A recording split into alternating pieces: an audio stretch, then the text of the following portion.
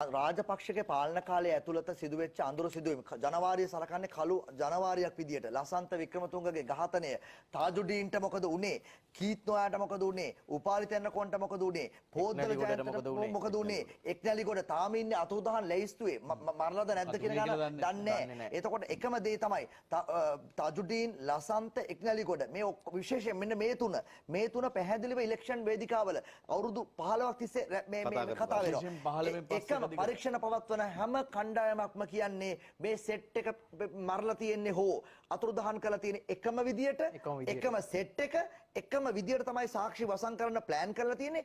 සමස්ත සිදුවීම් දාමයෙන් වෙන්නේ රාජපක්ෂගේ කාලය ඇතුළත සුදුවෑන් ලසන්ත තාජුඩීන් කීත්නොයා උපාලිතෙන්න කෝන් පොද්දල ජයන්ත එක්නැලිගොඩ එකම ක්‍රමයට තමයි මේ ඔක්කොම වෙලා තියෙන්නේ. සමහරවිට ඔය කාරණා සම්බන්ධයෙන් 2015 ඉඳන් 20 වෙනකම් පරීක්ෂණ කටයුතු කෙරුවා.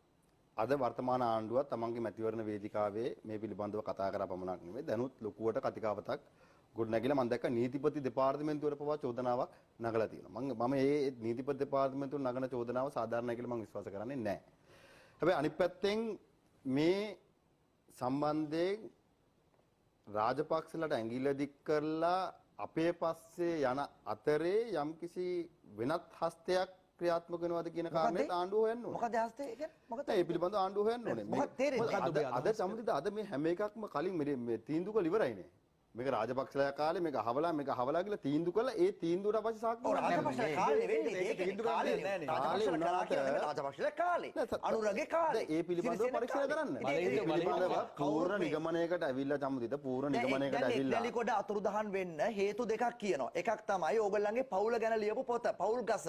අනෙක් පැත්තේ එවකට හිටපු ඕගොල්ලන්ගේම කැබිනට් ඇමතිවරයෙක්ගේ පෞද්ගලික පවුල් ජීවිතයක් ගැන ලියපු මේ කාරණා. ඔය කාරණා දෙක අතර තමයි දෝලනය වෙන්නේ. නෑනේ.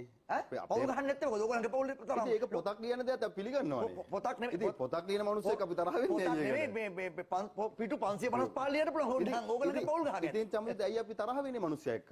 ඒක හංගන්න ඕන කාරණයක් නෙමෙයි. ඉතින් ඕගොල්ලන් කාලේ තුර සුදුවෑන් සංස්කෘතිය මේ ඔක්කොම එන්නේ එකට රාජිත සේනාරත්න ඒක තමයි මේක පැහැදිලිවම ඔය පුටේ වාඩ්ලම ඔහුගේ නඩුවෙන් නිදොස්කොට නිදහස් කිරීම ගැන කිඹුල් කතාව. අහපු වෙලාව ඔහු පැහැදිලිව කිව්වා එකෙන් අදහස් වෙන්නේ එක දෙයයි. ගෝඨාභය රාජපක්ෂ යටතේ අනීතික කණ්ඩායමක් වෙනම ඒ කියන්නේ හමුදාව මේ හරහම භාවිතා කළා ඝාතන කණ්ඩායමක් වශයෙන් පාවිච්චි කරා. අපි ගැන මාධ්‍යවේදියෙක් හෝ ආයතනයක් විවේචනය කිරීම සාමාන්‍ය දෙයක්. ඒක අදී ආපු කාරණයක් නෙවෙයි. අපේ කිසි කෙනෙක් එක්ක අපේ හිතේ කහටක් නැහැ. අපේ පවුල් ගහ ගැන අමුතුවෙන් පොත් ලියන්න දෙයක් නැහැ. ඒකම මම කියන්නේ අපේ පවුල් ගහ ගැන ඕන කෙනෙක් දන්නවා. අපේ බාප්පා තාත්තා සීයාලගේ මල්ලේ අයියලා මල්ලා දේශපාලනය කරා කියන එක මේ පොත් ලියලා විවේචනය කරන්න ඕන කාරණයක් නෙවෙයි. අමුතුවෙන් ලියන්න ඕනේ නැහැ කියන එක. අමුතුවෙන් ලියන්න ඕනේ නැහැ. පොත් ලියලා කරන්නේ සහ පානුක අපි කෙරෙහි චෝදනා නගපු තව කී දෙනෙක් ඉන්නවද?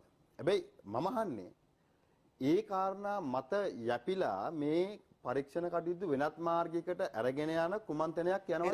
දැන් ඔබතුමා මේ ඝාතන වලට ජයන්තගේ ප්‍රශ්න තියෙන දැන් මේවා ඔප්පු කරන්න එපයි. දැන් මේ ගොඩක් ඒවා පරණයි. ජනාධිපතිවරත් එක්ක කියනවා. අවුරුදු 15ක්. පොද්දල ජයන්තගේ ඇඳ ඉහපත් වාර්තාව. එව නැත්තම් බෙඩ් ටිකට් එක නෑ. ඒක අතුරුදහන් වෙලා.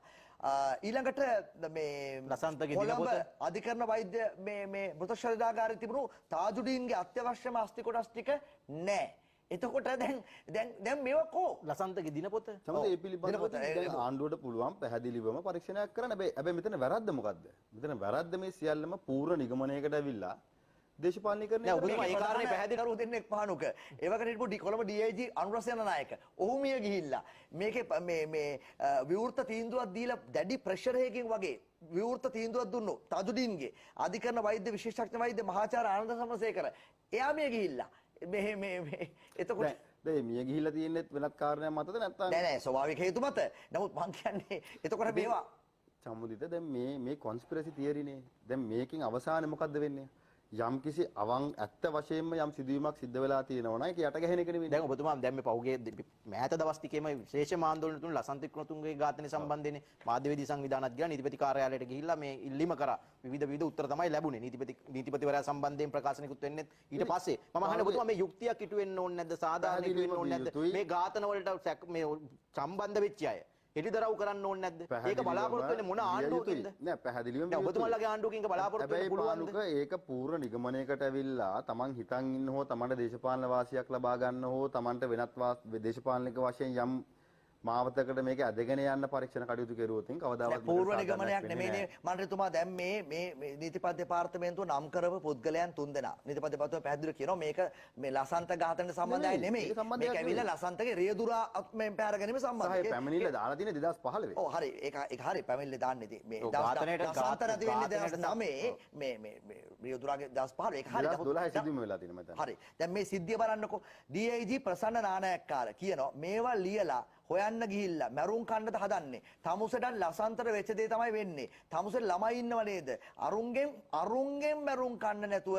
තමුසෙගේ සටහන් නෝට් පොත මට දීපන් මේ මූලික විමර්ශනය කරපු SI තිස්සසිරි සුගතපාලට DAG ප්‍රසන්න නානායක්කාර කියන්නේ එතකොට දැන් මේවා විහිළු නෙමෙයිනේ එතකොට කවුද මේ අරුන්ගෙන් මැරුම් කන්න නැතුව කවුද මේ අරුන් කියන්නේ මේ හොයන්න ඕනේ නැත්තේ ඔබේ පවුල් ටාගට් කරලා නැහැ මෙතන නෑ පැහැදිලිව අරුන් කියන්නේ කවුද ඉතින් ඒ පිළිබඳව හොයන්න ඕනේ බලේ තිබුණේ ඕගලන්ට ඒකයි අහන්නේ බලේ තිබ්බේ පරිවට එක පුද්ගලයෙක්ව ඉලක්ක කරගෙන පරීක්ෂණ කටයුතු ඒ පැත්තට ගෙනියන්න උත්සාහ කරනවා නම් අර රාජතැමුත්තුමාම කියන කතාවක් තියෙනවානේ පිප්පොකට්කාරයා කියලා රාජතැමුත්තුමාම ප්‍රසිද්ධ කියපු කතාවක් පිප්පොකට්කාරයා පිප්පොකට් එක ගහලා ඉස්සෙල්ලම දුවන්නේ පිප්පොකට්කාරයා දුවලා කියනවා අන්න හොරෙක් දුවනවා කියලා පිප්පොකට් එක ගහපු එක දුවනවා අනිත් සේරෝම පිප්පොකට්කාරයා පස්සේ දුවනවා ඉතින් ඒ වගේ ඒකයි මේකයි සම්බන්ධ මොකද තමයි මේකේ නෑ පිප්පොට් තමයි මේකයි පරීක්ෂණ කටයුතු කළ යුතුයි සමහර දේශපාලන පක්ෂවල සන්නද්ධ පිප්පොට් කාරය කවුද මේ හොරා කියලා දුවන්නේ කවුද මට තේරුන්නේ ඒක සන්නද්ධ හමුදා හිටපු දේශපාලන බලවේගයක් තියෙනවා ඒ හින්දා කරුණා සන්නද්ධ කළා හමුදාව මේ සන්නද්ධ බලකායවල තිබෙන දේශපාලන පක්ෂ තියෙනවා අපේ රටේ ඒ හින්දා මේ ආණ්ඩුව පැහැදිලිවම මේ පිළිබඳව පරීක්ෂණයක් කළ යුතුයි ඒ සන්නද්ධ හමුදාතුන් දේශපාලන පක්ෂ මොකද මට තේරෙන්නේ ඔබ කියන්නෙත් නෑ ඒ පරීක්ෂණය ක්‍රියාත්මක වෙන්න ඕනේ නිර්පාක්ෂිකව අපි තුන් දෙනා ඉන්න ඕන ඔබ හැරෙනව hina වෙන විට තේරුම් ගන්නද එහෙමද අපි ඉන්න ඕන